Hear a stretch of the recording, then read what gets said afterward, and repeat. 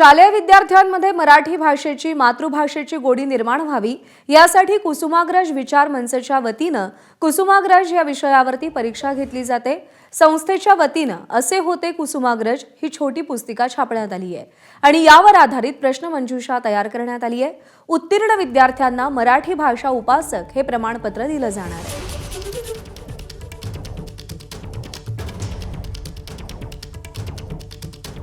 मातृभाषेतनं शिक्षण घेतल्यानंतर एक सक्षम सजग असा विद्यार्थी तयार होतो। त्या निमित्ताने एक चांगला समाज निर्माण होतो। बाहेरची परिस्थिती बघता मुलांना या शिक्षणाजवळ आणलं पाहिजे, मुलांना कुठेतरी मराठी विषय आनंद वाटला पाहिजे म्हणून आपण एक छोटी पुस्तिका तयार केली।